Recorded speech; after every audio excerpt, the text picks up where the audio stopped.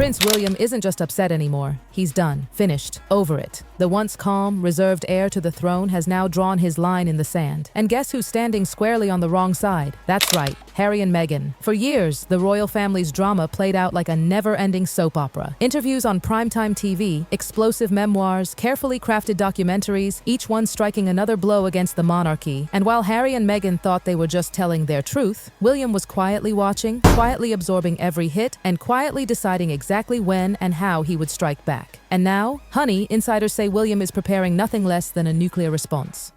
Yes, nuclear. When you hear the whispers, you'll understand why Harry is reportedly bracing for impact. The final straw. Let's start with what's allegedly on the table.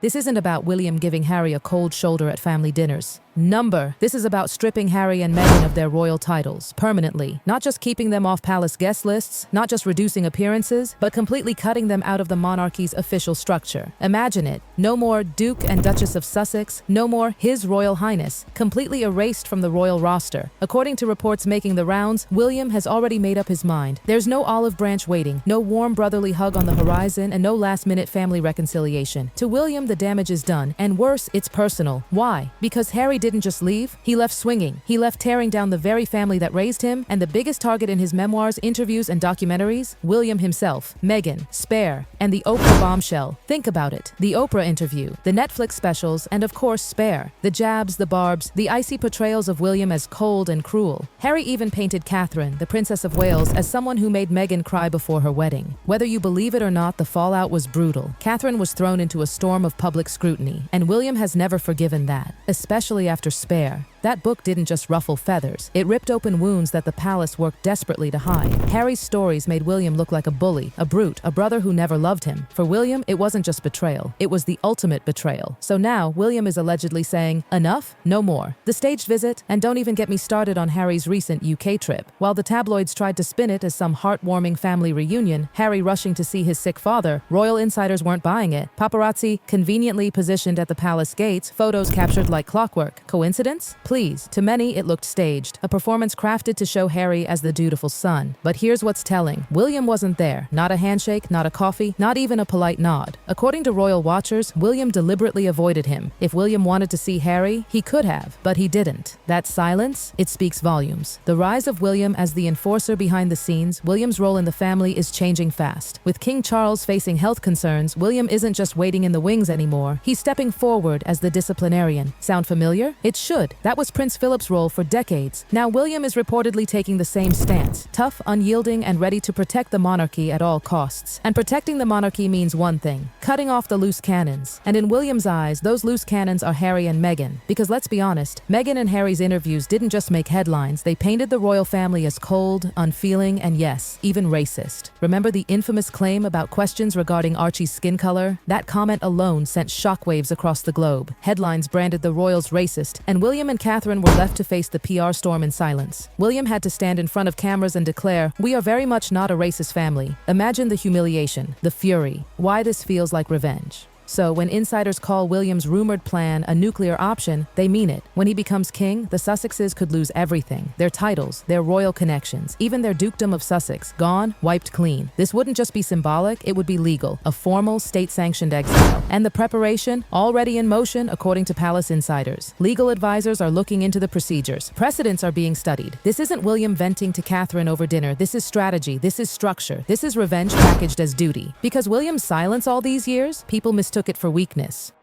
But insiders whisper that behind that silence is cold steel determination. He's not angry, not screaming, not even emotional anymore. He's focused, and his focus is aimed directly at Harry and Meghan. Everyone wants to know, what finally pushed William over the edge? What made him go from silent endurance to icy determination? Insiders say it wasn't one moment, but Spare was the ultimate tipping point. Harry didn't just write a memoir, he detonated a bomb. He broke the royal code of silence, something sacred within the family for generations. Suddenly, private rows between brothers became public gossip. William being painted as violent, as cold, as cruel. It wasn't just embarrassing, it was unforgivable. To William, this wasn't just a spat between siblings. It was betrayal written in ink, bound in hardcovers, and sold worldwide. Millions of copies carrying his brother's accusations, staining his reputation forever. The kind of betrayal you don't forgive, even if you wanted to. The Oprah aftershock. But let's not forget the interview that started it all. The Oprah sit-down. The one where Meghan dropped bombshell after bombshell and Harry sat nodding by her side. The world gasped, the monarchy trembled, and William was left scrambling. The allegation that a senior royal questioned Archie's skin tone sent shockwaves across the globe. The press branded the royals racist overnight. And did Harry correct the narrative? Not immediately. Not when it mattered most. He waited months, only later trying to soften it as unconscious bias. But by then, the damage was already cemented. And who had to step forward to defend the monarchy? William. Normally reserved, William had to break his silence and declare to the press, "We are very much not a racist family." That moment humiliated him, insiders say. It forced him into the spotlight against his will, all to clean up the mess his brother and sister-in-law had created. And the sting of that moment, it's never left him. The fake reunions fast forward to Harry's performative return to the UK to see King Charles. Cameras flashing, headlines screaming reconciliation, but William, he saw through it instantly. In his eyes, it was just another PR stunt, a photo op designed to rewrite the narrative. He refused to play along.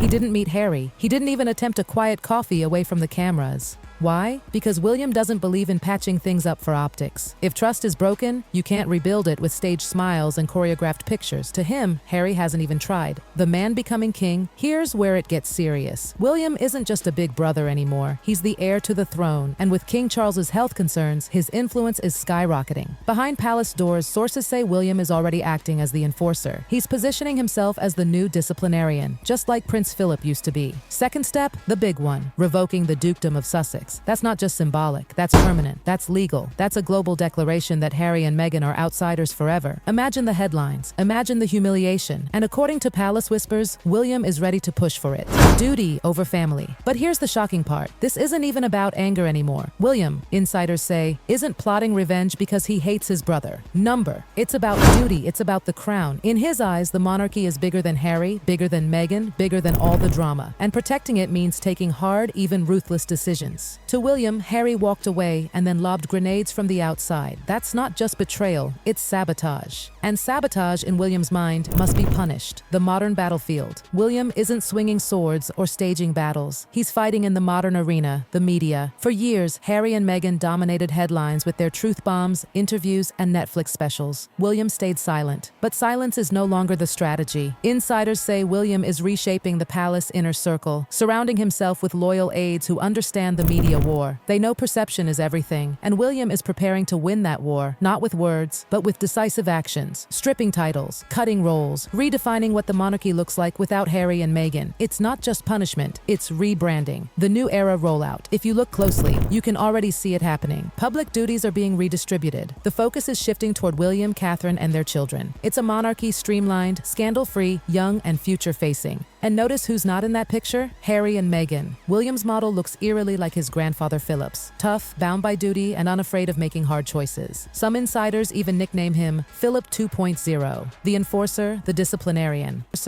The one who protects the crown's future, no matter the personal cost. The shift in public opinion. Once upon a time, Harry and Meghan were darlings, the sympathetic royals who escaped the stiff, cold palace life. But sympathy doesn't last forever. The constant media appearances, the contradictions in their own stories, the never-ending criticisms of the monarchy, it's worn thin. Public opinion in the UK has shifted. Many now see William as the stable one, the dutiful one, the man who stayed, endured, and carried the weight of the crown with dignity. In contrast, Harry and Meghan are increasingly painted as drama chasers. That shift gives William even more power, because when the people are behind you, the crown feels unshakable. The final question. So now, the burning question remains. How far will William go? Will he stop at stripping titles, or is this just the beginning of a complete royal reset? Some believe William's ultimate goal is to redraw the monarchy's image entirely. Younger, leaner, scandal-free, rooted in tradition, but modern enough to survive the 21st century. And in that vision, there's no space for ex-royals playing victims in California. What's clear is this: the royal family is standing at a crossroads. Loyalty, legacy, and leadership are colliding. And when the dust settles, William doesn't just want to inherit the throne. He wants to be remembered as the man who saved it. And if saving it means cutting ties with his own brother forever, then honey, William has already made peace with that.